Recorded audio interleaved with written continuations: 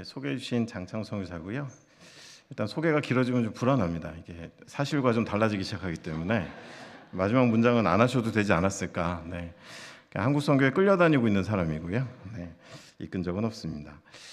귀한 선교 세미나 준비하시고 이제 진행하시는 가운데 제가 첫 강의를 맡았는데 오늘 정해진 시간 안에서 여러분들과 오늘 제목이 오늘 선교 둘러보기라고 되어 있는데요.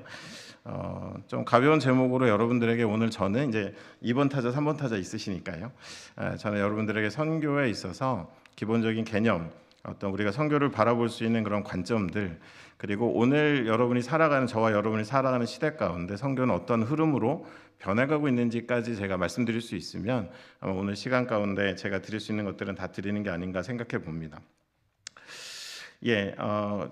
저는 소개해 주신 대로 국제선교동호팀 부대표고요. 다른 거 걱정하지 마시고요. 다 읽지 않습니다. 그냥 국제선교동호팀이 뭐 하는 데야라고 하실 수 있어서 그것만 좀 말씀드리면 저희는 이제 비서구 선교동원을 하고 있습니다. 그러니까 우리에게는 선교지로 더 익숙한 나라들을 찾아가서 우리가 믿기로는 하나님 선교에 하나님 백성 모두 하나님께서 부르고 계시니까 작건 가난하던 아니면 그 상황들이 어떠하든 간에 하나님의 선교로 그들을 초대하는 일들을 하고 있고요.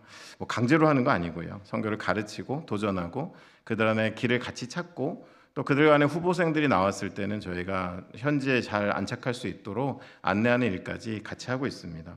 감사하게도 제가 뭐 이제 이 사역이 시작된 지 13년 정도 됐는데 그동안은 조금 한 4, 5년 동안 이렇게 밭을 가는 그런 기간이 있었다면 최근에는 계속해서 20, 30대 젊은 사역자들을 저희가 파송하고 있고 현재는 22개 나라 80명 정도의 사역자들이 풀타임으로 선교사로 저희를 통해서 그 동네에 최초 선교사님들이 많아요. 우리 가문의 영광 뭐 이러면서 이제 그런 지역 가운데 선교사를 찾는 일을 하고 있습니다. 그래서 여러분들 안심하셔도 됩니다. 저는 한국 사람을 동원하지 않습니다. 제가 강의 중에 여러분을 쳐다본다고 해도 기분 나빠하지 마시고 여러분은 저희의 고객이 아니시니까 안심하고 제 강의를 들으셔도 될 것 같습니다. 먼저 이런 이야기를 한번 시작해보고 싶습니다. 선교가 미션이다라는 것들 아마 다 아실 거예요. 근데 이제 조금 요즘 구분하는 것 중에 하나가 미션이라는 대문자가 쓰여진 단수와 미션이라는 소문자가 쓰여진 복수의 개념을 가지고 좀 이야기를 합니다. 제가 먼저 좀 읽겠습니다. 인간과 세상의 구성 역사로서 하나님의 선교와 이를 위한 개인과 공동체 활동으로서의 하나님 백성의 선교를 구분하는 것은 중요합니다. 선교라는 용어를 사용함에 있어 혼용하여 적지 않은 오해와 혼란이 생겨납니다. 그러니까 저희가 교회 안에서 선교라는 용어를 쓰긴 쓰는데 그게 과연 정확히 뭘 지칭하는지에 대한 것들이 좀 혼재되어 있는 경우들이 많아요. 제가 이제 저는 서울 사람인데 전라도 분들이 쓰시는 그 거시기란 단어가 있으시잖아요. 그게 이렇게 서로 소통이 되시더라고요. 전 뭔 소리인지 하나도 모르겠는데. 근데 교회 안에서도 보면 선교라는 단어나 은혜라는 단어가 조금 포괄적으로 쓰이는 것 같아요. 정확히 어떤 의미인지 모르도록. 그래서 좀 이것을 구분하는 게 필요한 게요. 크게 두 가지로 하나님의 선교라는 궁극적으로 우리가 성경에 기록된 대로 하나님이 이 모든 천하 만물에 있는 모든 그 온 세상을 하나님 회복하시겠다라는 그 궁극적인 선언과 그 모든 과정을 이야기하는 미션이 있고요. 그리고 그것을 이 땅에 이루어가는 시대마다 상황마다 다양하게 나타나는 개인과 교회라는 공동체가 그것을 위해서 행하는 많은 활동들이 있는데 우리는 선교라고 부를 때 그것을 좀 구분할 필요가 있겠다라는 겁니다. 뒤에도 설명이 나와 있지만 만약에 우리가 과학이다라고 했을 때 과학은 좀 포괄적인 개념이잖아요. 근데 과학 안에 수학도 있고 또 물리학도 있고 화학도 있습니다. 물리학을 모른다고 해서 화학자한테 너는 과학을 몰라라고 말할 수는 없습니다. 그것은 과학이라는 포괄적 개념 안의 분야인 거잖아요. 예술도 마찬가지로 음악을 하는 사람이 미술을 모른다고 해서 예술을 모른다라고 할 수는 없는 거죠. 근데 생각보다 여러분 이게 중요한 것이 우리는 이 구분이 필요한 이유가 특정 유형의 사역을 가지고 그것을 선교를 대변해 버리는 경우들이 있습니다.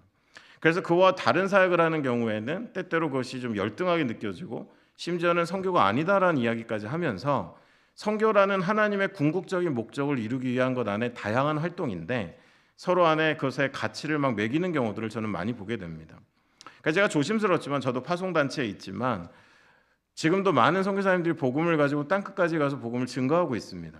그 일을 함에 있어서 많은 준비와 부르심이 필요합니다. 만만한 일이 아니기 때문에 그렇습니다. 하지만 그 부르심이 없이 또 묵묵하게 어떤 사회의 영역 가운데 선교적 삶을 살아가는 분들이 그럼 열등한 것이냐? 그렇지 않다라는 겁니다. 그 모든 활동들을 묶어서 하나님의 선교, 더 미션을 이루는 것이지 그 미션스라고 우리가 표현할 수 있는 많은 선교 활동들 안에는 다양하고 조화로움이 필요한 것이지 차등이 있고 등급이 있는 것이 아니다라는 말씀을 먼저 드리는 겁니다.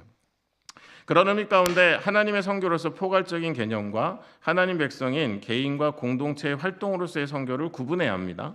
이는 우리가 선교를 이해하고 재발견하는 대화에서 굉장히 중요한 역할을 하게 됩니다. 그래서 나 선교를 잘 몰라. 그러면 여러분 그 선교가 뭘까요? 특정한 사역일 수도 있고 하나님의 선교일 수도 있는데 우리가 이걸 좀 구분하자라는 말씀을 드리는 겁니다. 선교는 영원히 변함없는 복음과 끊임없이 변화하는 환경의 만남 가운데 이루어지는 역동적인 하나님 나라의 역사로 본질은 변함이 없지만 활동으로서의 선교는 마땅히 변화를 요구받습니다. 복음은 변함이 없어요.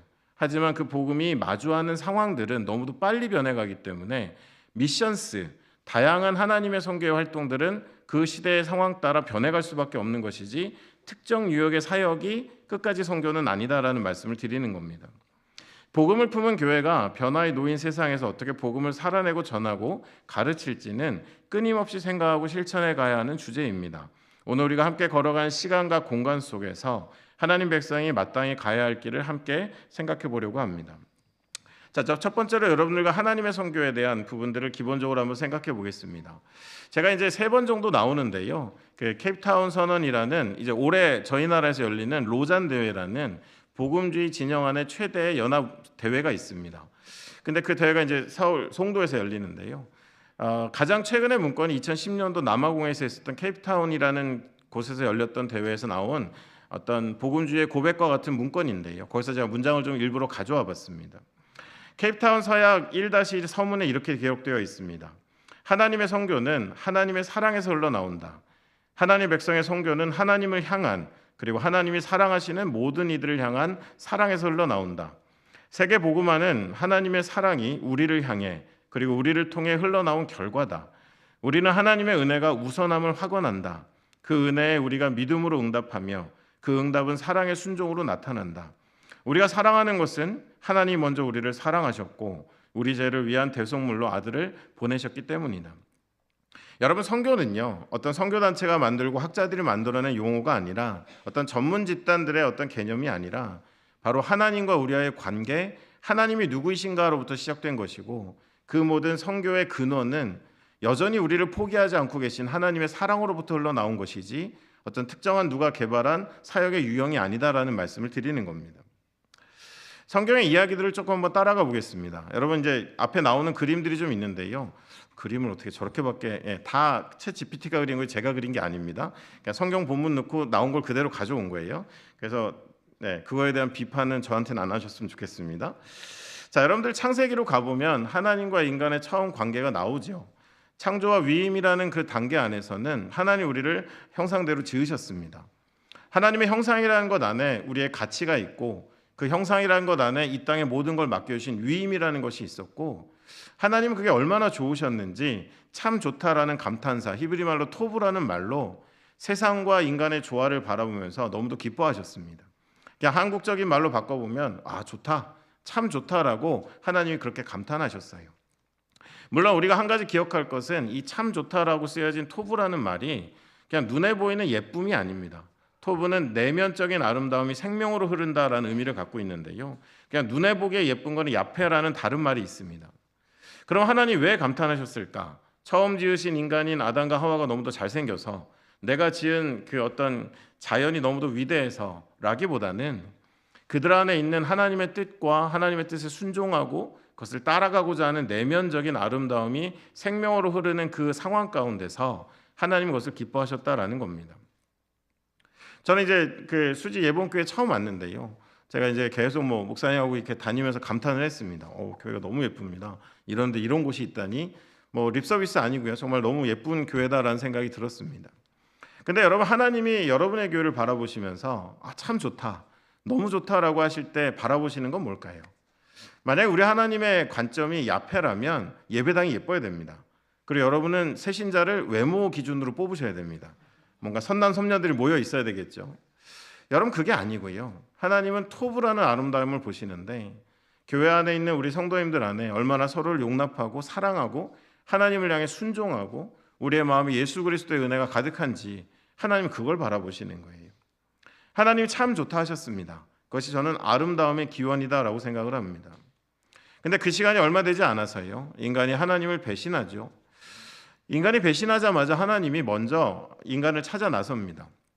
어떤 분이 쓰신 책을 보니까 하나님이 우리에게 다가오실 때마다 질문을 던지시는데, 인류에게 던지신 첫 번째 질문이 바로 여기 나와 있는 아담아 내가 어디 있느냐라고 하더라고요. 성경에 보면. 근데 여러분 조금만 생각해 보세요.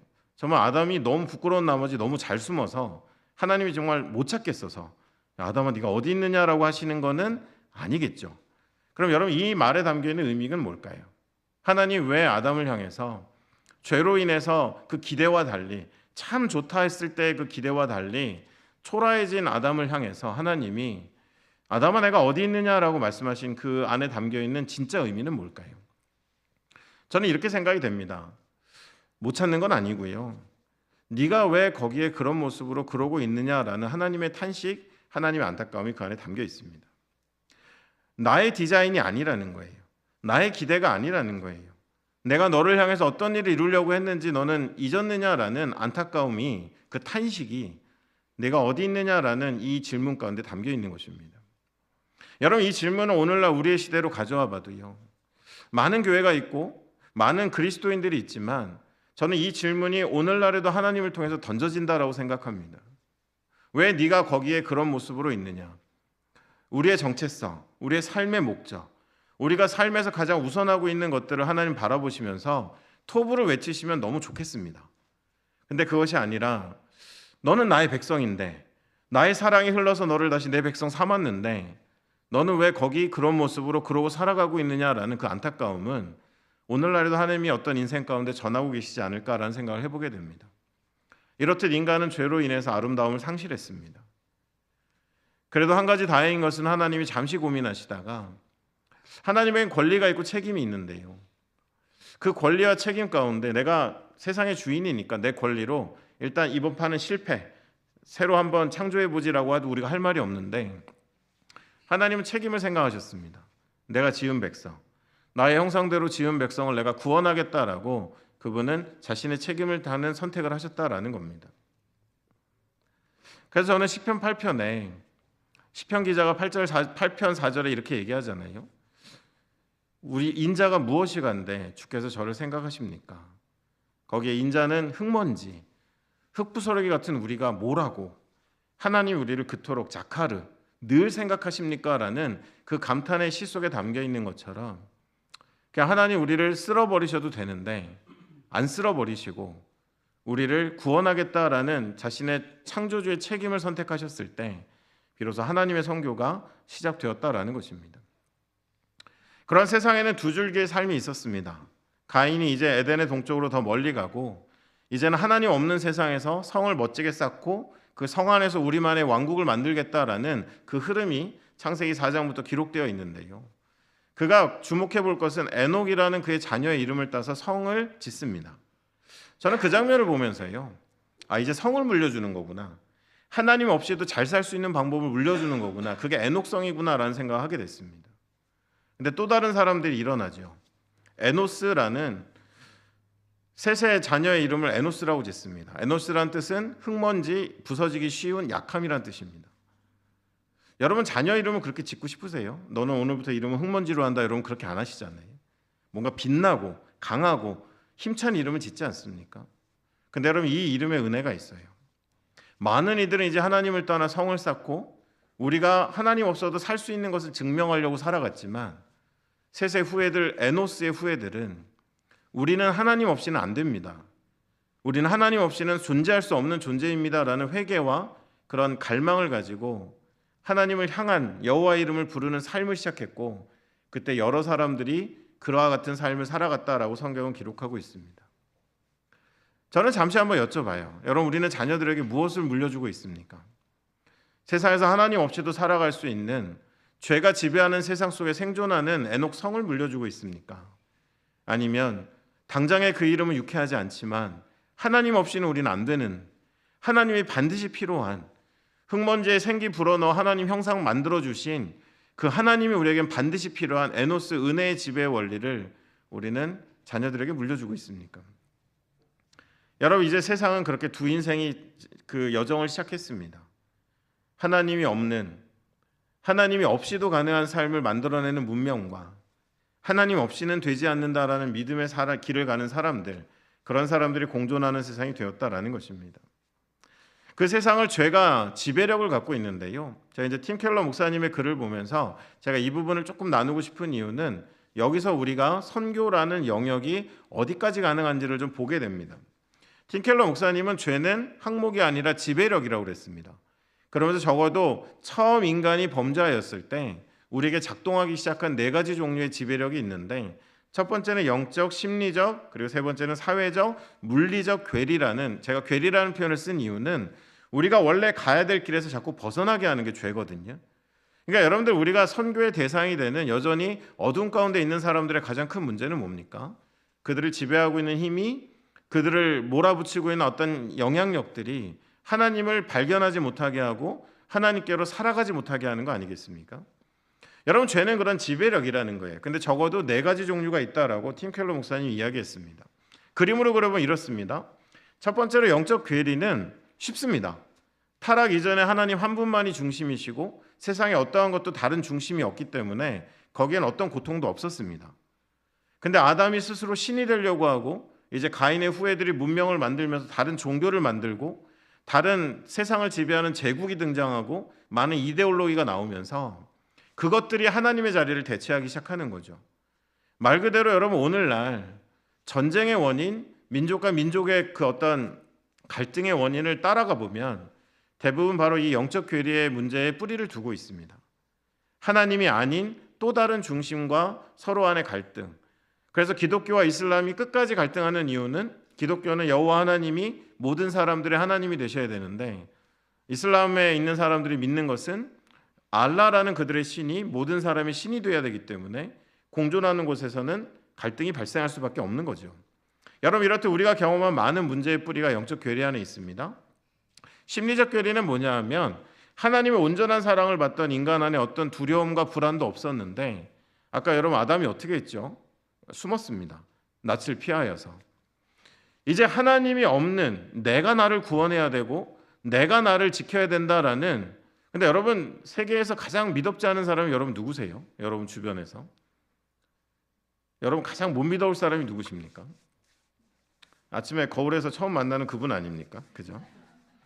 우리는 우리를 알잖아요. 얼마나 믿음지 않은데 은혜로 여기까지 왔는지 알지 않습니까? 근데 하나님이 없이 그 믿음지 않은 인생에게 나를 맡겨야 되는 삶 속에 우리는 불안과 두려움이라는 것을 늘 품고 살아갈 수밖에 없는 거예요. 완전하신 하나님이 아니니까요. 그러다 보니까 사람들은 문화 인류학적으로 그 불안과 두려움을 잠깐이라도 잊어보려고 했을 때 손대는 것이 유흥과 중독이었고요. 그것을 통제해 보려고 할 때 시도하는 것이 대부분 우상 숭배였었습니다. 그러니까 결과적으로 심리적 괴리라는 뿌리로부터 파생되어 온 많은 문제들은 뭐냐 하면, 우리가 만들어내고 있는 그런 쾌락과 탐욕과 정말 가속도가 붙어서 이제는 제어가 불가능한 세상을 더럽히고 있는 수많은 인간의 자기 탐욕에 기반한 행위들이 바로 이 심리적 괴리로부터 출발했다라는 겁니다. 사회적 괴리는 뭐냐? 아담과 하와가 여러분 얼마나 그 닭살 커플이었습니까? 뭐 뼈 중에 뼈, 살 중에 살 하면서 장난 아니었잖아요. 근데 죄가 들어오자마자 어떻게 되죠? 죄가 들어오자마자 그들은 아담이 먼저 살겠다고, 하나님이 내게 주신 이 여자가 먹으라 해서 먹었습니다라고 일단 나 한번 살고 보자라는 태도가 나옵니다. 이제는 하나님이 만들어주신 완전한 유니티가 깨지면서 누군가가 겪는 고통에 대해 점점 둔감해지는 거예요. 그러니까 우리가 세상을 그리스도인으로 살아간다면 하나님이 안타까워하시는 마음을 느끼며 주변의 고통들이 우리 안에 전달이 돼야 되는데, 우리의 삶이 너무도 분주하고 나 중심의 삶을 살아가다 보면 옆에서 아무리 신호를 보내도 우리는 그 사람들의 어려움을 느끼지 못하는 경우들이 있더라는 겁니다.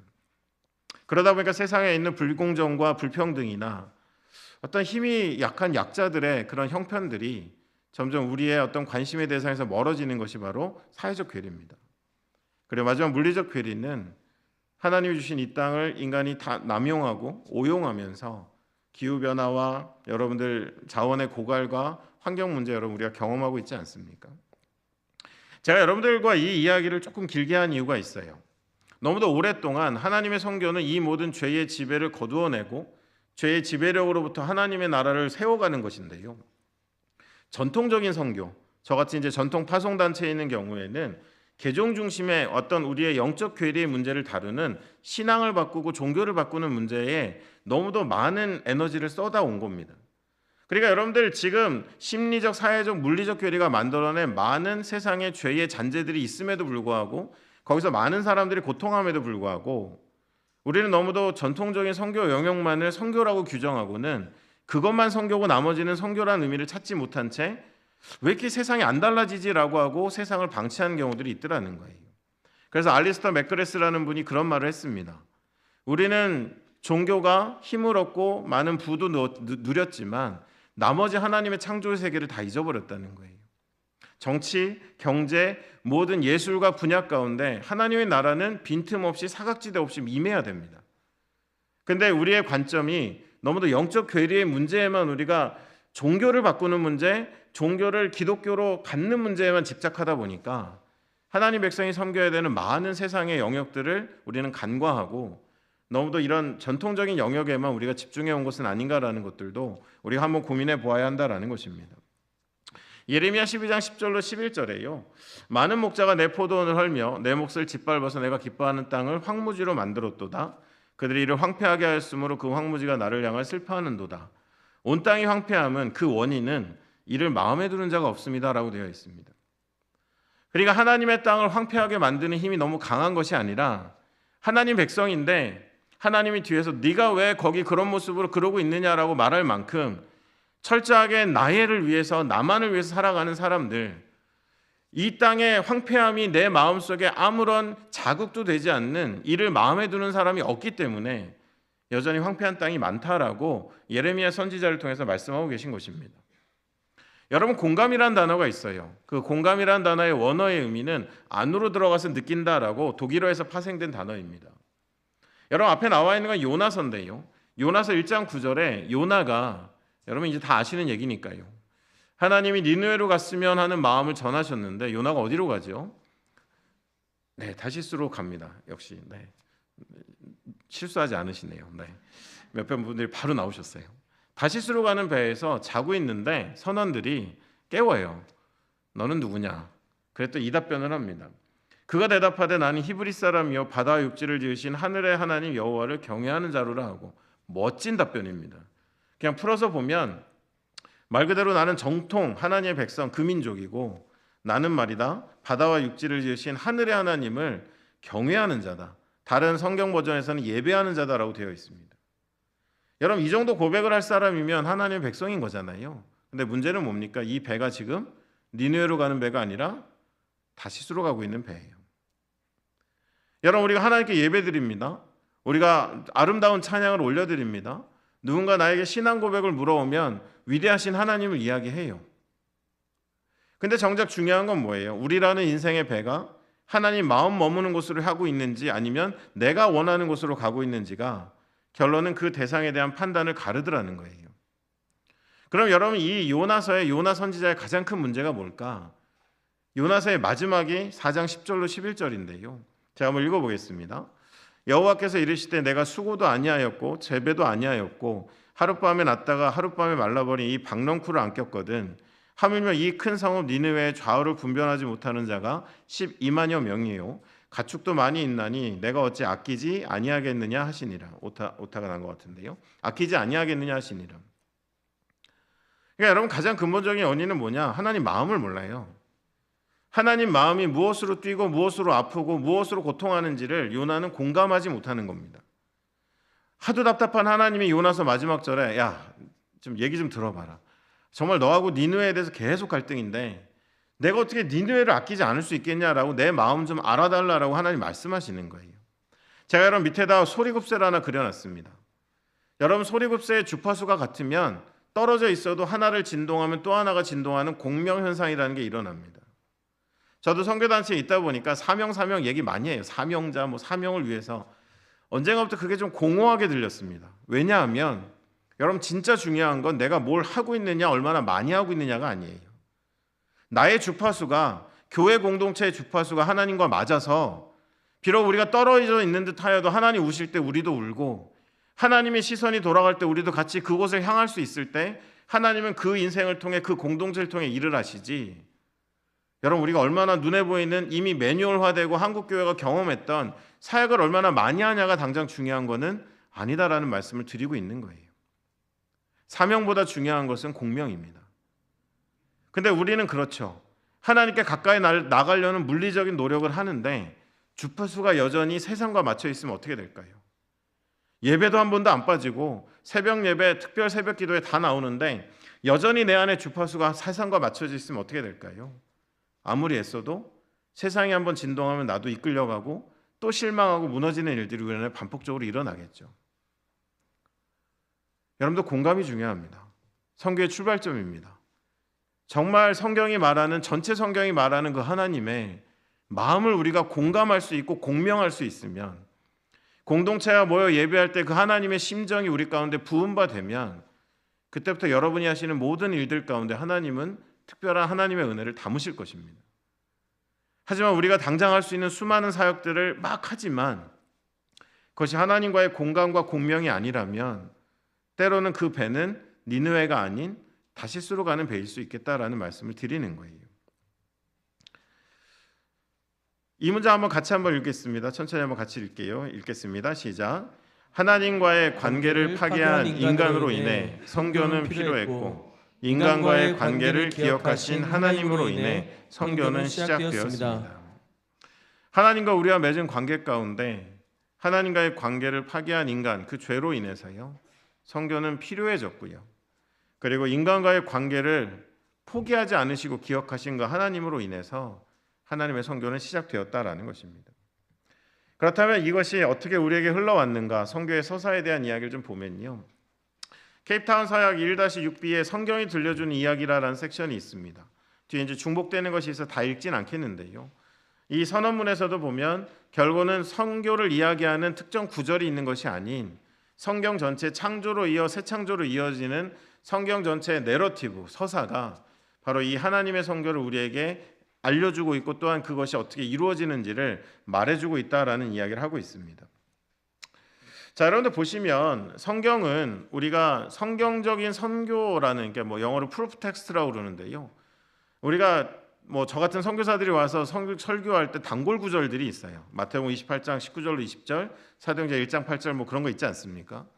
그러니까 거기에 나와 있는 표현을 가지고 선교를 대변하는 것이, 선교가 막 일어나고 선교를 동원하고 도전할 때는 단순하고 선명하기 때문에 굉장히 힘이 있었습니다.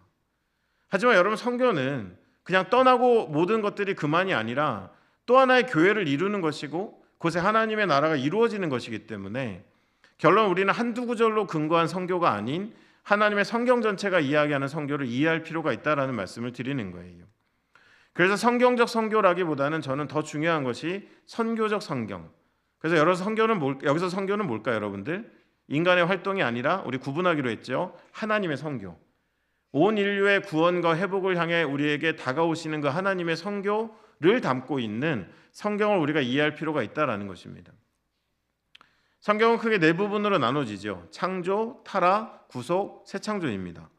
그리고 이 이야기들은 각기 다른 저자를 통해 각기 다른 장소에서 2000년 가까운 1500년 가까운 시간의 차이 가운데 기록됐지만 놀랍게도 이 4부작과 같이 시즌 4가지 같이 창조, 타락, 구속, 새 창조로 유기적으로 이루어진 하나의 이야기가 되었다라는 것입니다. 그리고 또 하나의 서사는 삼위일체인데요, 여러분들 성경에 흐르는 서사의 첫 번째가 창조, 타락, 구속, 새 창조라면 또 하나의 서사는 뭐냐면 성부 하나님께서 아까 말씀드린 그 사랑으로 약속을 하세요. 내가 너에게 메시아를 보내겠다. 수많은 선지자들과 이스라엘 역사를 통해서 그 모든 예언들이 우리 안에 전달되어지고는 누가 오시죠? 예수 그리스도가 우리에게 오십니다. 그리고 그 예수 그리스도가 떠날 때 즈음에 또 약속을 하세요. 나는 이제 가지만 성령이 올 것이고 그 성령이 너희와 함께하는 것이 더 큰 유익이다라고 이야기합니다. 삼위일체 하나님이 보내고 보냄받는 일련의 역할 분담과 조화와 어떤 함께하는 사역 가운데서 하나님의 선교가 진행이 되는 거예요. 그리고 약속하신 성령이 사도행전 2장의 오순절에 교회 위에 임하였을 때 이제 그 교회를 성령이 땅끝까지 보내고 보냄받는 거대한 서사가 성경 전체의 이야기다라는 것입니다. 그럼 여러분 왜 보낼까요? 보냄의 목적이 뭘까요? 바로 우리와의 관계를 기억하신 하나님의 성교를 이 땅 가운데 완성하기 위해서 하나님은 그 이야기들을 써가셨고 완성해 가고 계시다라는 겁니다. 실제로 예수님께서 누가복음 24장에 보면 그 엠마오로 가는 제자들이다라고 타이틀이 붙어 있는 본문을 보면 예수님을 못 알아보잖아요. 그러니까 예수님이 그 본인을 증명하기 위해서 선택하신 방법은 두 눈 똑똑히 뜨고 나를 바라라고 하지 않으시죠. 모세와 시편과 선지자의 글에 기록된 나에 대한 기록들을 그에게 들려줍니다. 그러니까 한 구절을 가지고 예수는 이런 사람이야라고 이야기하는 것이 아니라 구약의 그다음에 그들에게 기록으로 전달된 성경 전체를 가지고 내가 왜 십자가를 지고 부활해야 될지에 대한 것들을 먼저 말씀하세요. 그리고는 제자들이 놓아주지 않고 모여있는 곳으로 끌려가서 2교시가 시작되는데 그때는 이제 모든 성경의 이야기를 가지고 나를 통해 증거될 복음이 땅끝까지 증거될 것을 그들에게 말씀해 주십니다. 그러니까 예수님의 존재 자체도 여러분 어떻게 설명이 되는 거죠? 성경의 전체 서사로서 우리에게 전달이 되고 있습니다. 여러분 이런 것처럼 우리가 한두 구절의 말씀을 가지고 성경을 이해하고 판단하는 것이 아니라 성경 전체가 이야기하는 하나님의 성경을 우리가 끊임없이 이해해가는 것이 중요하겠다 말씀드립니다. 작은 복음이라는 용어가 등장하고 있는데 저는 이게 굉장히 유용했지만 지금 저희에게 어려움을 주고 있는 것이 뭐냐면요. 작은 복음은 이런 거예요. 아까 창조, 타락, 구속, 새 창조라고 그랬는데 성경의 일부만 떼내서는 타락과 구속만 존재하는 거예요. 그러니까 우리가 전도할 때 어떻게 합니까, 여러분들? 우리는 죄인, 당신은 죄인입니다. 죄인은 천국에 못 들어갑니다. 예수를 믿기만 하면 죄사함 받고 하나님 나라에 들어갈 수 있습니다. 기쁜 소식이죠. 근데 중요한 것은 여기에는 창조와 새 창조가 담겨 있지 않기 때문에 개인의 죄의 문제를 해결할 수 있는 복음은 되지만 우리의 원형이 무엇이고 이제 이루어질 일들이 무엇인지에 대한 하나님 나라에 대한 그림은 사실 빈약합니다. 그래서 여러분 제가 하나 보여드리면요. 이런 작은 복음을 앞장 세웠을 때 우리는 전도의 열매가 컸고 교회의 성장도 가파랐지만 이제 문제는 오늘 우리의 여러분 예를 들어 청년들을 놓고 보면 뭐 청년들이 교회를 떠나는 고민을 많이 하고 또 뭐 정관희 목사님도 청년들 많이 가르치셔서 고민을 하실 텐데 저는 그동안 우리가 너무 오랫동안 다원주의라는 거에 핑계를 대왔어요. 세상이 너무 신앙을 지키기 어렵게 변해갔다라고 이야기합니다. 근데 최근에 저는 그렇게 생각하지 않습니다. 그거는 핑계고요. 환원주의가 더 큰 문제입니다. 복음을 너무 단순화시키고 작게 만들어서 나은 사람의 구원을 위해서는 교리적 수긍이 가지만 그것이 우리에게 밀려오는 수많은 도전과 질문을 답변할 수 없는 너무도 작고 단편적인 복음이 되어버린 것이 저는 다음 세대들이 교회를 지탱하지 못하는 더 중요한 이유다라는 생각을 하게 됩니다. 실제로 보시면 유앙겔리온이라는 그 말이 한 나라의 명운을 건 전쟁의 승리의 소식이고 또한 새로운 왕의 등극을 알리는 거대한 소식이거든요. 근데 그 소식 자체는 한 문장일 수 있지만 그것을 우리가 받아들였을 때 이제는 나는 다른 세상에서 살기 시작하는 거 아니겠습니까? 여러분 이런 것처럼 복음은 작지 않다라는 거예요. 자, 앞에 보시면 작은 복음 TG 아까 제가 타이니 가스펠 신드롬이라고 그래서 어떤 분들이 이제 연구하신 걸 좀 제가 요약해서 갖고 왔는데 여러분 1번 문장 한번 보십시오. 예수를 마음의 개인적인 주로 구원자로 받아들인다. 여러분 이 문장에 문제가 있습니까? 어떠세요? 이 정도 정적이면 충분할 것 같습니다. 네, 이거 더 끌면 이제 욕을 먹기 때문에. 자, 여러분들 예수를 마음의 개인적인 주로 구원자로 받아들인다. 맞는 문장입니다. 근데 여러분 작은 복음의 문제는 뭐냐면 틀렸다는 게 아니라 부족하다는 거거든요. 만약에 여러분 1번이 우리의 신앙 고백이면 예수를 마음의 개인적인 주로 구원자로 받아들인다면 이 하나님 너무 작습니다. 그 하나님은 모든 민족과 나라 가운데 예배받으셔야 될 하나님이고요. 모든 나라와 민족을 통치하시는 하나님이 되셔야 되는데 나은 사람의 구원자로 남는다라는 것은 그 하나님의 존재 자체가 나라는 인생으로 꾸겨져 들어가 작은 존재가 되는 그런 부족함을 갖고 있는 겁니다. 여러분 두 번째는 세상에 절망하며 사후 천국에 가는 것이 믿음의 목적이다. 나는 나중에 죽은 다음에 천국 갈 거야 라는 게 우리의 믿음의 전부라면 이 땅에서 우리가 어떻게 살아가야 됩니까? 여러분 이 부분에서 우리가 많이 흔들린다고 생각해요. 예수의 부활이 오늘 자신의 삶의 중요한 이유를 모른다. 여러분 지난주 바로 직전에 부활절이셨는데 여러분 이 부활이 정말 여러분 중요하십니까? 여러분의 삶에? 지금은 가능할 것 같아요. 부활절 며칠 안 지났으니까요. 근데 여러분, 작은 복음 안에서는 우리는 십자가만 있으면 돼요. 우리의 죄를 대신 씻어주시고 우리의 죄값을 대신 치르신 그 십자가만 있으면 우리는 일단 죄인이 아니니까 천국 간다라는 작은 복음은 부활의 의미를 우리에게 전적으로 심어주지 않습니다. 여러분, 이렇듯 제가 틀렸다는 것이 아니라 작은 복음에 익숙해진 교회와 주체들은 굉장히 선명하고 분명한 신앙을 갖고 있는 것 같지만 실제로는 우리가 이 땅을 살아가는 동안에 답변하지 못하는 것들이 너무도 많습니다. 그리고 이 작은 복음이 교회 성장학이나 식민적이고 정복적인 선교와 만났을 때는 굉장히 일방적이고 굉장히 그들의 어떤 삶의 특성들을 이해하지 못하는 그런 부작용들을 많이 나왔던 게 사실이에요. 그래서 우리는 성경 전체로 복음과 서사를 이해할 필요가 있다는 것입니다. 작은 복음의 위험들이 있습니다. 제가 작은 복음을 하나 그려달라고 했더니 타이니 바이블이라고 해서 이렇게 도시 안에 성경을 그려줬습니다. 마음에 드시는지 모르겠습니다.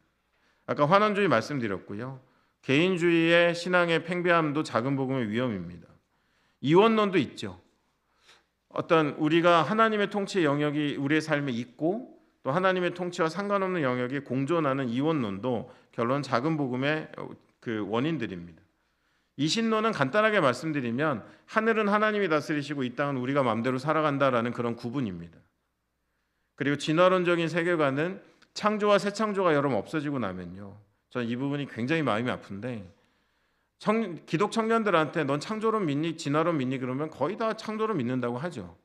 근데 마음이 아픈 이유는 대부분 진화론적인 질서 가운데 살아갑니다. 내 시작을 모르고 내 끝을 확신하지 못한 가운데 우월하면 생존하는 거고 열등하면 소멸하는 진화론적인 질서 아래서 경쟁하고 비교하면서 생존을 위해 살아가는 삶의 방식은 다분히 진화론적인 겁니다. 여러분, 그렇게 된 이유가 뭘까요?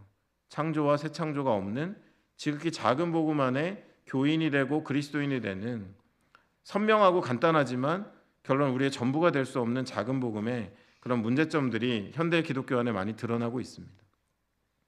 여러분, 제가 이 부분을 왜 시간을 많이 쓰고 있을까요? 저는 여러분의 교회가 하시는 사역들이 보다 총체적인 복음을 담아내고 보다 총체적인 어떤 죄의 문제들을 우리가 마주할 수 있는 창의적이지만 또 시대적인 사역들이 여러분의 교회에 채워져 갔으면 좋겠어요. 여러분, 이제 2살 된 교회, 3살 된 교회 이런 표현이 여러분 좀 싫으실 수도 있지만 여러분 특권을 누리세요. 제가 지역교회를 돕는 교회들이 좀 있는데 40년, 50년 된 교회들은 갖춘 게 너무도 많습니다. 근데 너무 못 변해요. 변하기 너무 어렵습니다. 근데 이제 여러분은 공동체를 이루셔서 같이 만들어 가시잖아요. 여러분, 시대에 맞고 보다 총체적이며 우리가 놓친 것들은 없는지 점검하시면서 여러분의 선교를 같이 그려가셨으면 한다라는 것입니다. 이러한 선교가 선교들이 되어가는, 이제 이해 가시죠? 미션이 미션스가 되어가는 이야기를 좀 해보겠습니다. 케이프타운 서약에 보면 제가 이제 강의 안에 다 넣어드렸으니까요. 나중에 한번 정확히 읽어보시는데 하나님의 백성은 모든 세대 모든 나라부터 나온 새 창조 세계의 시민으로서 그리스도 영광에 참여하도록 하나님이 그리스도 안에 사랑하고 선택하고 부르고 구원하고 거룩하게 하신 하나님이 소유하신 백성이다. 그리고 이 모든 것들이 우리로 움직이게 하고 하나님의 뜻을 이루게 한다라는 그런 이야기입니다. 그래서 간단하게 정리해보면 하나님의 선교와 교회의 관계는 이렇습니다. 먼저 하나님 교회를 부르시죠. 여러분, 창세기 12장 1절로 3절에 보면 우리가 조금 놓칠 수 있어 제가 주제 넘은 짓을 좀 할 건데요. 아브라함을 하나님 부르신 그 장면은 사실 성경이 다 중요하지만 서사라는 전체적인 흐름 안에서는 굉장히 중요한 장면입니다. 여러분, 우리가 영화를 봐도 그렇잖아요. 어떤 장면이 없어도 영화는 안 되지만 그래도 그 영화에 굉장히 중요한 장면들이 있지 않습니까? 마찬가지 창세기 12장 1절로 3절이 그렇습니다. 근데 많은 분들이 오해하는 게 하나님이 어둠 가운데 아브라함을 불러내셔서 내게 보여줄 땅으로 가라라고 하세요. 내가 너를 통해 온 민족을 구원하겠다라는, 복이 되게 하겠다라는 말씀을 하십니다. 그래서 선교단체도 많이 썼어요. 본토 친척 아비집을 떠나. 개역 한글 버전이 그거거든요. 옛날에 저도 그게 그때 좀 트라우마인가 봐요. 지금도 누가 약간 에코를 넣어서 본토 친척 아비집을 가야 될 것 같고 여기 있으면 죄진 것 같고 이런 생각 많이 했었습니다. 근데 여러분, 여기서 쓰여진 단어가 레크르카라는 단어가 쓰여있는 그 안에 담겨있는 동사는 할라크라는 동사입니다. 히브리 말로 할라크는 가라가 아닙니다. 걸어라가 아니라 와서 나랑 같이 걷자라는 의미고 따라 걷자라는 의미를 갖고 있습니다. 그러니까 하나님이 아브라함을 부르실 때 자, 너에게 보여줄 땅으로 가라라는 출정 명령이 아니고요. 내가 너를 만나기 전부터 걷고 있는 나의 길이 있는데 인류 구원이죠. 온 창조 세계의 회복이죠. 그것을 위해 내가 걷고 있는 길이 있는데 너 와서 같이 걸을래라는 여러분 선교는 초대입니다.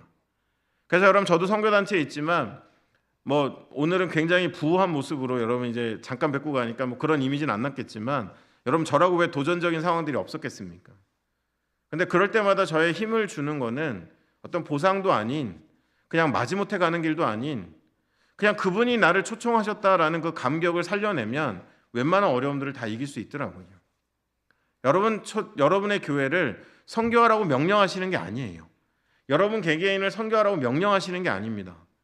하나님이 걷고 계신 종래는 완성될 하나님의 선교에 와서 나랑 같이 걸을래라고 초대하시는 그 출발점이 바로 아브라함과의 만남이었습니다. 그리고 복이 된다라는 의미의 히브리어 바라크는 무릎이란 뜻인데요. 그 단어가 쓰여진 용례를 보면 신이 우리에게 준 순명을 받아들인다라는 그런 의미입니다. 그러니까 복이 된다는 건 결과적으로 하나님 백성이 되는 거예요. 가서 네가 복이 될 거라는 건 너를 통해 거기서 하나님 백성이 일어날 거다라는 말씀을 하시는 것입니다. 근데 여러분 재밌는 것은 여기에 쓰여진 어둠 가운데 불러낸다라고 하는 여기 쓰여진 것이 이제 헬라어로 넘어오면서요. 칼레오라는 단어가 쓰였습니다. 칼레오라는 단어가 불러내다거든요. 근데 밖으로 불러낸다라는 말을 쓰려고 전치사 에크를 붙이니까 에크칼레오가 됐습니다. 여러분 에크칼레오가 뭐의 어원인지 아시죠? 우리가 너무도 잘 아는 교회라는 의미의 에클레시아라는 말의 어원이 에크칼레오입니다. 결론은 교회는 뭐예요, 여러분들? 하나님의 길을 같이 걷게 하시려고 어둠 가운데 불러내신 그리고 그 초대를 통해 하나님의 나라를 위해 복이 되게 하신 그 모든 하나님 백성이 바로 교회입니다. 오늘날 너무도 제각각의 교회에 대한 정의를 우리가 남발하지만 교회는 여러분 어둠 가운데 불러내셔서 하나님의 길을 함께 걷게 하시려고 불러내신 하나님의 백성이라는 거예요. 그래서 교회를 부르셨고요. 그 교회를 또 보내십니다. 요한복음 20장 19절 23절 보면 예수님 돌아가시니까 정신 못 차리고 방에 문 닫고 버들버들 떨고 있는 제자들 모습이 나오는데요. 예수님 오셔서 부활의 몸을 보여주시고는 성령 받으라 두 번 하시고는 아버지께서 나를 보내신 것 같이 나도 너희를 보낸다라고 하는 미시오 데이, 하나님이 보내신다라는 의미의 제자들의 파송이 이루어집니다. 근데 여러분 이 말이 너무 멋진 말이에요. 아버지께서 나를 보내신 것 같이 내가 너희를 보낸다라는 말은 여러분 이 말이 어떤 의미인지 좀 다가오세요. 아까 서사 중에 하나가 뭐죠? 삼위일체, 성부, 성자, 성령으로 이어지는 예수님이 이 말씀을 하셨다는 건 여러분 굉장히 위대한 말씀인 것이 이제 너희가 우리 삼위일체 성교의 판에 꼈다는 거예요. 아버지께서 나를 보내신 것 같이 내가 너희를 보낸다는 것은 이제 이 큰 서사에 너희의 역할이 있어지고 너의 역할이 있고 너희도 우리의 일원이 됐다라는 놀라운 선언입니다. 여러분의 교회가 보냄받은 자다. 아버지께서 예수를 보내신 것 같이 예수가 우리를 보내신 보냄받은 자다라는 그 고백에는 그냥 우리가 하나님의 일을 해야 돼가 아니고요. 하나뿐인 그 위대한 서사에 여러분이 이제 배역을 받아서 그 이야기의 일원이 된다라는 그런 의미를 담고 있습니다. 그래서 하나님은 하나님의 선교를 이루기 위해서 부르셨고요. 교회를 보내셨습니다. 그리고 지속적으로 이제 그리스도의 몸된 교회를 통해 일하신다라는 것이 나와 있는데요. 에베소 1장 10절로 23절의 핵심 표현은 하늘과 땅이 하나 되게 하는 것. 그래서 여러분들 오늘은 괴로우니까 제가 깊이는 안 들어가지만 여러분 주일마다 예배 드리시잖아요. 여러분 그런 감격이 있으시면 좋겠어요. 여러분 예배하는 그 순간 그거는 주일 예배를 참석하신 것이 아니라 하늘과 땅이 닿는 그 지점에 여러분 쓰셔서 하늘과 땅이 하나 되게 하는 현장 가운데 계신 것이 여러분들의 예배입니다. 하나님이 주시는 그 하나님의 임재, 하나님의 은혜가 이 땅을 살아가는 우리들의 백성들의 하나님을 향한 외침을 통해서 여러분의 예배한 시간이 하늘과 땅이 하나 되는 순간이다라는 것들을 여러분 기억하신다면 또 여러분의 교회의 역사를 누가 물어보는 거예요. 그 수지 예봉교회는 몇 년 됐어요? 그러면 정광용 목사님 개척했고 2년 됐어요. 여러분 틀린 말입니다. 여러분의 교회는 언제 시작됐을까요? 하나님이 아브라함을 부르실 때 이미 시작됐습니다. 그 거대한 서사에 2024년에는 수지의 예봉교회를 세워서 나의 뜻을 이루겠다라는 하나님의 역사의 일원이다라는 마음으로 여러분 교회를 바라보시고 우리의 정체성을 알아가셔야지. 2년 됐어요. 정광주 목사님이 1만 성도 파송의 일환으로 틀린 말은 아니지만 여러분의 정체성이 그게 뿌리는 아니라는 거예요. 여러분 그렇게 교회를 바라보실 수 있으면 좋겠습니다. 제가 그림을 하나 가져왔어요. 여러분 차이를 아시겠습니까? 또 막 이렇게 삐뚤빼뚤해가 지가 그렸나 보다 하시겠죠? 아닙니다. 그냥 가져온 겁니다. 여러분 많은 경우에 우리는 교회 안에 하나님이 가득한 것들을 꿈꿉니다. 하지만 정말 하나님의 선교에 부름받고 보냄받은 교회라면 두 번째 그림이 맞습니다. 세상에 가득하신 하나님 안에 그 교회가 담기는 것이지 교회 안에 하나님이 채워지는 것은 아니다라는 여러분 이것의 차이를 알아가실 수 있으면 좋겠습니다.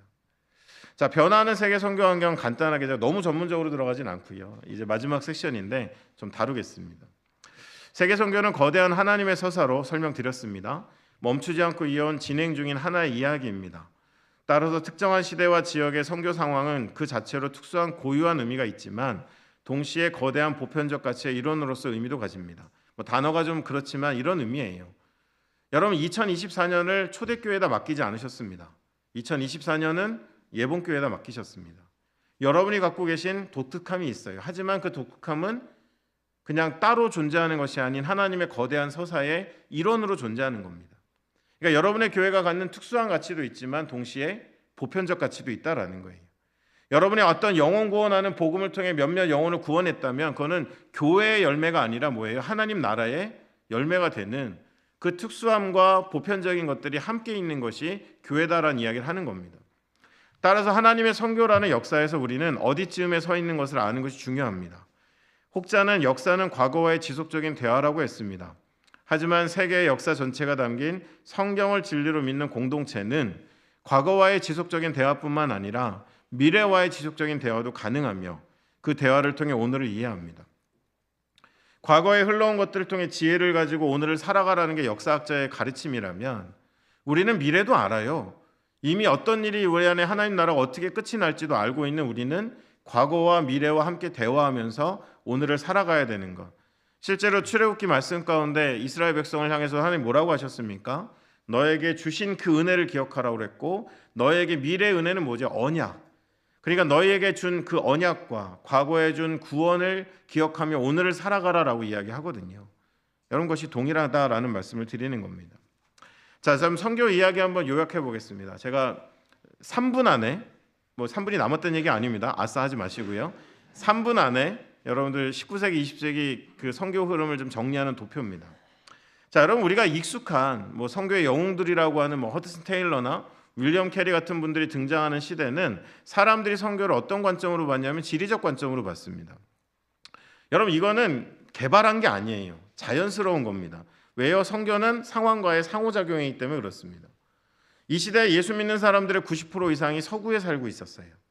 근데 복음을 증거하는 땅끝까지 가야 될 지상 명령이 주어졌을 때 교회들은 이제 여행을 떠나고 모험을 떠납니다. 유럽에 있는 많은 젊은이들이 아프리카를 향해 떠났고요. 북미에 있었던 많은 젊은이들이 남미의 아마존을 향해 나갔습니다. 오세아니아에 있던 이들이 아시아를 훑으며 한국으로 올라왔습니다. 여러분 이 시대는 하나님의 특별한 시기가 맞고 사람들은 선교 그러면 서양인들이 문명 국가가 먼 여행을 가고 모험을 가고 다시는 못 돌아올 곳으로 가서 거기에 교회를 짓고 순교자적인 삶을 사는 거라는 그 그림이 만들어진 시기가 바로 이때라는 거예요. 중요한 건 환경이 그랬습니다. 그때 숨겨진 나라를 찾았고요. 전략이라고 할 수 있는 것은 해안가 선교, 내지 선교 이런 게 나왔습니다. 그러다가 한 세기 만에 세계 지도가 달라져요. 이 영웅적이고 헌신적인 선교로 인해서 이제는 예수를 믿는 사람들이 70% 이상이 비서구 지역에 살게 됩니다. 아프리카를 지리적으로 선교지라고 하기에는 아프리카의 성도가 유럽보다 많아요. 남미를 선교지라고 규정하기에는 오순절 운동이 일어나면서 북미보다 더 큰 부흥이 일어났어요. 뭔가 아시아를 선교지라고 하기에는 중국이 역사 속에 단일 국가로 최대 크리스찬을 갖고 있는 나라가 되기도 했습니다. 그러니까 여러분 뭐예요? 지리적인 관점만 갖고는 바뀐 시대의 선교를 다 읽어낼 수가 없는 거예요. 틀렸다는 게 아니라 관점의 보완이 필요한 거죠. 그래서 사람들이 고민하고 어떤 선교의 침체가 오고 세계대전을 겪으면서 기독교의 침체가 오고 했지만 결과적으로 1974년도에 랄프 인터라는 분을 통해서 미전도 종족 개념이 공론화됩니다. 사회과학적으로 보니까 15,000여 종족이 있는데 자기들의 고유 문화를 가진 그들 가운데 한 7,000여 종족은 복음이 닿았는데 6천 몇백여 종족은 아직 복음을 접하지 못했다. 근데 성경을 보니까 마태복음 24장에 모든 민족의 복음이 증거되면 그제야 끝이 온다라고 했으니까 이제 계산이 나왔어요. 선교사를 보내서 이 6천여 종족에게 복음을 컨택하면 주님 오시겠다라는 일종의 예수님 재림 각이 나왔습니다. 그러니까 사람들이 갑자기 열심을 내기 시작했어요. 틀린 게 아니죠. 이 시대 또한 특별한 은혜입니다. 그리고 나서 이제는 전문인들이 일어나서 목회자들이 못 가는 땅을 가고 기독교의 그 어떤 존재를 드러낼 수 없는 땅에 창의적인 사역들이 이루어졌습니다.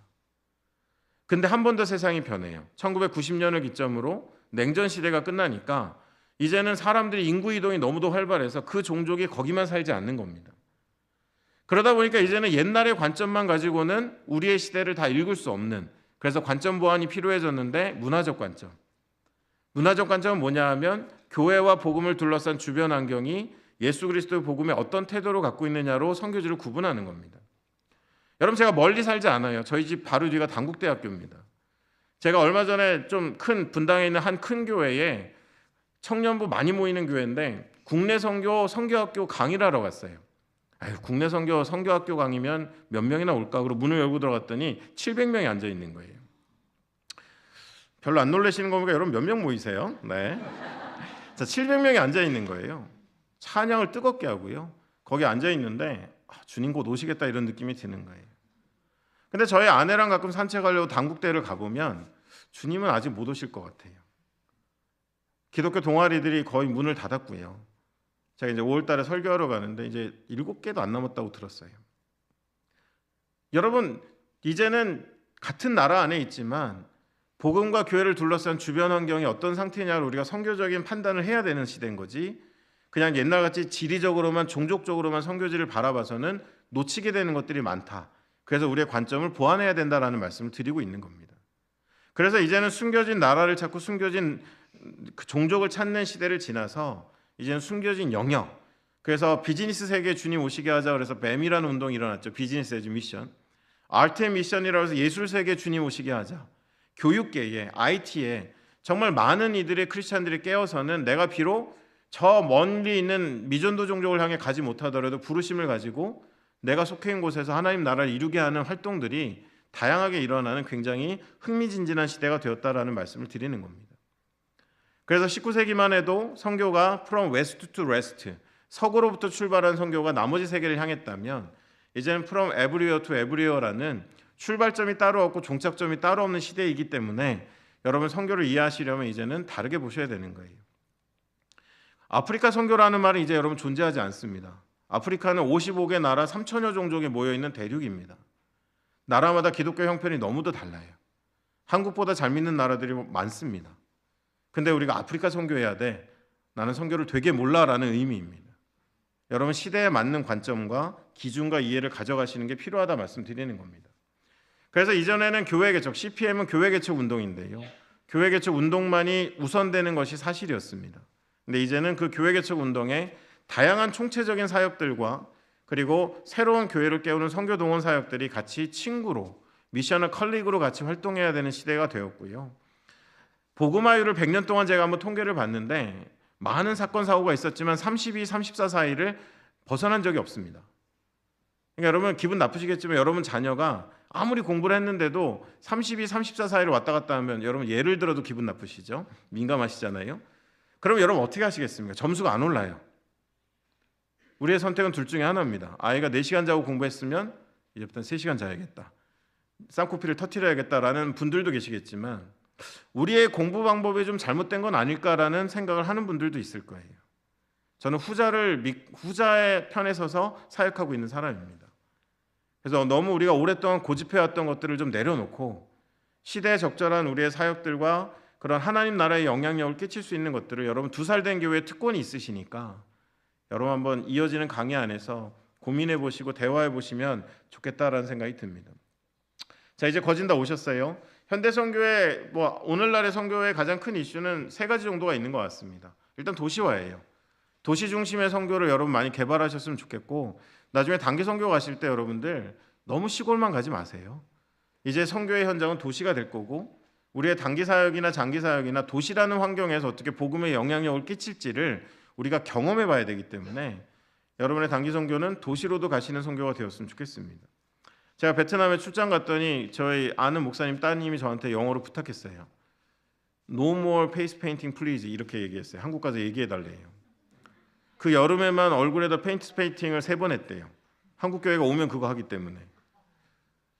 여러분 약간 창피하시죠? 네. 또 혹시 여름에 그걸 준비하고 계셨다면 그래도 하시기 바랍니다. 자, 여러분 이러한 것처럼 도시화라는 것들이 굉장히 빠르고요. 하루 만에 14만 명 정도의 불신자들이 도시로 유입됩니다.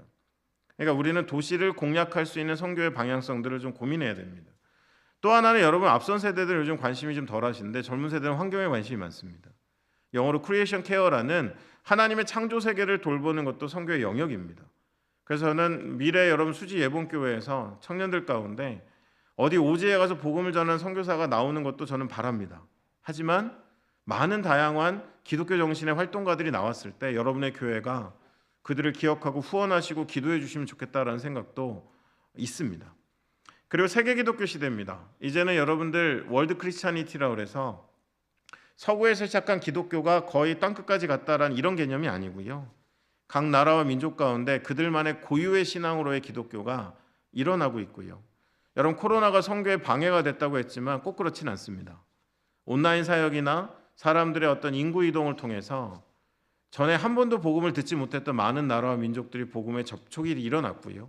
세계 선교 통계를 보면 지부티나 소말리아에는 전도자도 없고 교회도 없고 0%로 나오는데 불과 지난달에 저희 팀이 아프리카를 방문했을 때 소말리아를 복음 전하려고 왔다 갔다 하는 부부를 만났습니다. 이렇듯 유무명의 많은 증인들이 이제는 교회가 세워진 적이 없는 나라가 이 시대에 없고요. 사도행전 1장 8절을 예수님이 처음 말씀하실 때는 땅끝이 지구가 둥근지도 몰랐고 이게 될 일이야라는 생각을 했겠지만 저와 여러분이 살아가는 이 시대는 마지막 시대고 사도행전 1장 8절은 더 이상 선언이 아니고 약속이 아닌 성취고 그것이 이루어지는 것들을 우리가 보고 있다라는 말씀을 드립니다. 일상선교라는 개념들도 여러분 오해하지 마세요.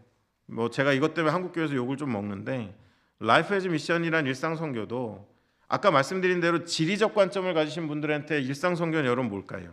가냐 가지 않냐의 문제예요. 하지만 이제는 그 시대가 아니라고요. From everywhere to everywhere일 때 일상선교의 의미는 뭐냐 하면 가냐 가지 않느냐의 문제가 아니라 삶의 전부를 드릴 거냐 일부를 드릴 거냐의 문제예요. 내가 총체적으로 하나님 백성으로서 나의 모든 삶의 영역이 하나님의 나라와 영광을 위해서 드려지고 나의 전문성과 나의 어떤 내가 가지고 있는 그런 달란트들이 내 소유들이 정말로 그 총체적으로 통합적으로 그런 관점 안에서 건강하게 하나님 나라를 쓰여질 수 있느냐 아니면 여전히 여름에 단기 선교 한번 갔다 오는 게 나의 선교적 삶의 전부냐라는 전부를 드릴 거냐 일부를 드릴 거냐의 이슈이지 더 이상 여러분 가고 안 가고의 그런 배부른 시대가 아니다라는 말씀을 꼭 드리고 싶었습니다. 여러분 제가 드린 강의안들도 꼭 한번 읽어보시면 좋겠어요. 이상한 사진 나오는 거 보니까 끝날 때 다 됐나 보다 이러실 텐데요. 여러분의 교회가 주일학교를 어떻게 하시는지 모르겠는데 제가 한번 부탁드려봐요. 저는 선교를 가르치는 사람이니까요. 여러분 저희 나라가 일본 야구 이기기 쉽지 않습니다. 친일판대라고 하지 마시고요. 현실적으로 그렇습니다. 여러분 우리나라는 40여 개 팀의 고등학교 팀이 있지만 일본은 수천 개 팀이 있는데요. 프로야구 팀 우리는 10개가 있지만 일본은 12개가 있습니다. 150km 이상 던지는 선수가 수시로 나오는 데가 일본입니다. 차이가 뭘까요? 저변이에요. 탁구 우리가 여러분 중국 이기기 쉽지 않습니다. 동호회 포함 등록 선수만 8,800만 명이라고 합니다. 안 놀라시죠? 우리나라 인구가 얼만데요. 여러분 저거 그냥 아무 공원이나 찍은 겁니다. 여러분 축구 이기기 쉽지 않아요. 당장 유럽 리그에서 뛸 만한 국가대표를 뛸 만한 등록 선수만 3만 명이 넘습니다. 여러분 제가 이 말씀 왜 드릴까요? 그냥 특수한 사람을 뽑아서 선교지로 보내는 선교가 이제 더 이상 아니라 우리에게는 선교라는 말이 일상이 되고 건강한 저변을 통해서 시대에 맞는 그것을 품은 하나님의 사람들이 일어나야 되는 시대이기 때문에 저는 당장 여러분의 교회에서 한두 명을 동원하는 목적보다도 여러분의 교회에 선교라는 단어가 일상 용어가 됐으면 하는 마음입니다. 그러면 거기서 하나님의 부르심을 따라 반응하는 사람들이 건강하게 나올 거다라는 말씀을 드리는 거예요. 그래서 저는 선교를 어린 아이들에게는 세계관으로 가르쳤으면 좋겠습니다. 한 19세기, 20세기의 그 오지 선교 그림 막 보여주면서 감동받을 때까지 보여주는 게 아니라 창조로부터 새 창조로 이어진 하나님의 서사라고요. 그럼 우리 아이들에게 세계가 어디로 와서 어디로 흘러갈지 세계관으로 선교를 가르칠 수 있으면 좋겠고요. 우리 청년들에겐 직업관으로 가르치면 좋겠습니다. 선교 그러면 내가 다니던 직장을 내려놓고 감동 스토리를 만들어야 된다라고 오해하시는데 그렇지 않아요. 얼마든지 이 죄가 다양한 영역 안에 지배력을 행사하고 있는 시대에는 많은 전문가들이 필요해요. 그리고 그들의 영역이 직업과 일치할 수도 있는 겁니다. 그리고 우리 성도님들에게는, 장년들에게는 신앙관으로서의 선교가 자리 잡았으면 좋겠어요. 당장 어디 가시라는 것도 아니고 여러분의 삶을 포기하라는 것이 아닌 하나님 백성, 부름받고 보냄받은 자로 우리 이 땅을 어떻게 살아갈지를 여러분이 함께 이야기 나누시면 좋겠다. 그 여러분의 복음이 작지 않았으면 좋겠다라는 말씀입니다. 마치는 이야기입니다. 여러분, 이 그림은 제가 그냥 초대교회에 많은 분들의 삶을 그냥 하나로 이렇게 정리해 본 거예요. 스데반이나 빌립이나 초대교회 거명된 분들. 근데 제가 이 그림을 가져온 이유는 이 그림만 갖고 1시간 떠들어야 되는데 그럴 건 아니고요. 여러분, 빌립만 예를 들어볼게요. 빌립이라는 사람은 그냥 7 집사였죠. 근데 스데반으로 인해서 핍박이 일어나니까 사마리아로 갔지만 사람들은 도망갔지만 그는 거기서 사역을 합니다. 얼마나 사역을 잘하는지 성령의 사람이 귀신 쫓아내고요. 병자 고치고 사마리아가 들썩들썩합니다. 북쪽이죠. 근데 갑자기 하나님이 성령 안에서 남쪽으로 가라고 말씀하세요. 그럼 전 이렇게 반응했을 것 같아요. 하나님이 좀 감이 없으신 것 같아요. 지금 사역은 사마리아입니다. 왜 갑자기 남쪽으로 가라고 하면 저는 받아들일 수 없습니다. 그랬을 것 같아요. 누구를 만나죠? 이디오피아 내시를 만납니다. 그리고는 이사야 말씀을 통해 예수를 전하고 세례를 베풀고 그가 북아프리카로 돌아갑니다. 여러분, 북아프리카의 선교의 시작이에요. 빌립은 일상이었어요. 그냥 내가 사마리아에서 바쁜데 그냥 하나님이 성령의 인도하심을 남쪽 가라서 순종하고 갔을 뿐인데 내 평소에 이사야 말씀을 통한 예수 그리스도의 복음에 깨어있던 사람이다 보니까 말씀을 가르친 것뿐인데 그렇게 복음을 듣고 세례받은 이가 돌아가서 1세기 아프리카의 선교의 교회 기독교의 역사가 바로 그로부터 시작됩니다. 그리고 여러분, 아프리카 기독교는요 지금 아주 독특한 성경 해석학과 아주 독특한 인식론으로 인해서 세계 기독교 시대에 굉장히 큰 공헌을 하고 있습니다. 유대 문화에 때묻지 않은 그들만의 그런 독특함이 있어요. 빌립의 일상을 하나님의 선교가 쓰신 겁니다. 우리가 위대한 업적을 남기려고 하는 것이 아니라 내가 누군지 알고 우리가 성령에 이끌린 바 되면 우리가 살아가는 삶을 하나님의 계획을 위해서 쓰신다는 거예요. 그것이 공통적으로 초대교회 많은 성도들의 모습 속에 보여지더라는 겁니다. 여러분, 그림이 나와 있는데요. 우리는 하나님의 뜻을 이루게 가야 되는데 많은 교회들이 여전히 모터보트, 우리의 재정과 우리가 할 수 있는 일의 어떤 정확한 계획을 통해 그걸 성취하는 선교를 많이 하시는데 여러분, 성령의 존재감이 살아있어야 됩니다. 성경의 이야기는 우리에게 세일보트가 되라고 해요. 바람이 불면 가는 것이고 바람이 멈추면 멈출 수도 있어야 됩니다. 열심히 일하는 것도 믿음이지만 서서 기다릴 수 있는 것도 믿음입니다. 그런 의미 가운데 여러분의 교회에 성령의 존재감이 있었으면 좋겠어요. 어떤 분이 그러시더라고요. 저한테 성령의 존재감과 어떻게 하는 겁니까? 그러시길래 제가 제 친구 얘기해드렸어요. 제 친구 중에 친구들이 뭐 좀 하자 그러면 잠깐만 와이프한테 물어봐야 돼. 이런 친구 있거든요. 무슨 얘기만 하면 와이프한테 물어봐야 된대요. 저희 안에서 이제 거의 이제 축출되기 직전인데 그래도 하나는 분명하잖아요. 그 친구의 인생에 와이프의 존재감은 크잖아요. 여러분, 똑같아요. 성령의 존재감이 큰지 안 큰지는 여러분이 찬양하는 모습이나 기도할 때 지르는 그 소리의 데시벨이 아닙니다. 우리가 결정할 때마다 뭔가를 꿈꿀 때마다 우리의 모든 삶 속에 성령이 계시구나라는 존재감이 있었을 때 우리는 모터보트가 아닌 세일보트의 사역으로 사도행전을 써 내려갈 거라는 거예요. 여러분, 바울도 우리가 많이 몰아갔어요. 제가 그냥 쓴 문장입니다. 한번 읽어볼게요. 바울은 스스로가 위대한 선교 전략가가 아니었다. 단지 예수를 만나고 끝까지 사랑한 성령의 사람이었고 믿음과 순종의 사람이었다.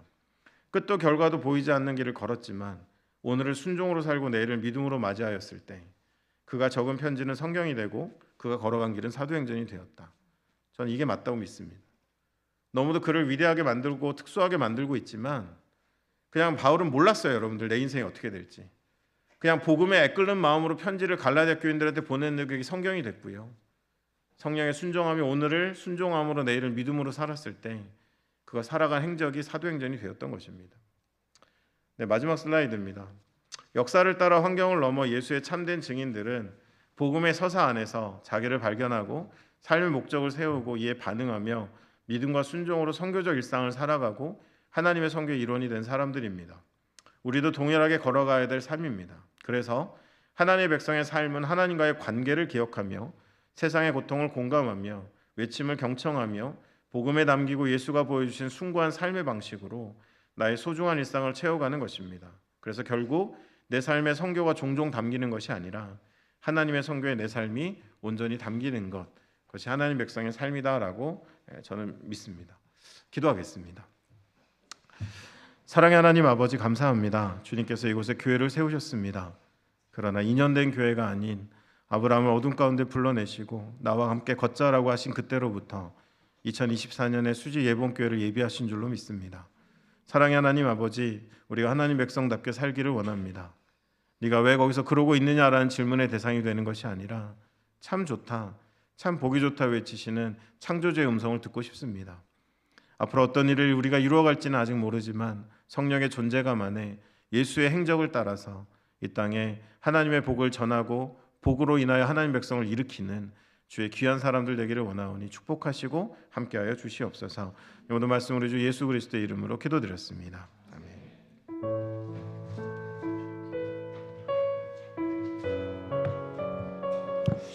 우리 좀 같이